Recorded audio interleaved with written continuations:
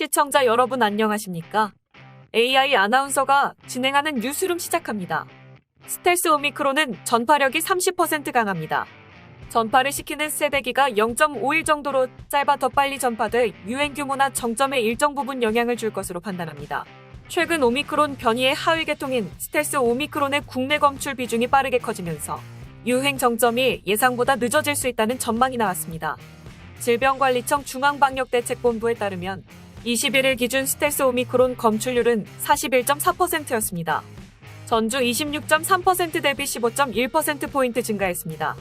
당대본 측은 스텔스 오미크론의 전파력은 기존 오미크론보다 30% 정도 전파력이 높고 이미 전 세계적으로 60% 이상 점유하고 있는 상황입니다. 국내 감염 검출률도 전주 41.4%를 기록해 우세종 전환을 눈앞에 두고 있다고 설명했습니다. 한때 60만 명대까지 치솟았던 코로나19 신규 확진자가 20만 명대로 떨어져 정점을 지난 게 아니냐는 평가도 나왔지만 스텔스 오미크론이 바통을 이어받은 이상 끝나도 끝난 게 아닌 셈이 됐습니다.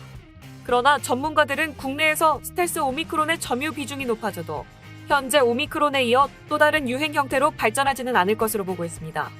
다만 기존 오미크론 변이의 대유행이 한풀 꺾인 뒤 스텔스 오미크론이 다시 유행하고 있는 미국, 유럽 국가들과 달리 국내에선 두 오미크론이 이미 동시에 영향을 주고 있어 당초 예측했던 정점 시기가 더 늦춰지고 정점 규모도 커질 수 있다고 보고 있습니다. 고재영 중앙방역대책본부 위기소통팀장은 지난 예측 이후 스텔스 오미크론의 검출률이 늘었고 신속 항원 검사 인정 등의 여러 조건의 변화가 있어 유동적인 상황이라고 평가했습니다. 다만 스텔스 오미크론이 중증도에는 차이가 없는 것으로 평가된다며 치료제에 있어서도 항체 치료제 항바이러스제도 주요 변이와 같이 유효하다고 설명했습니다.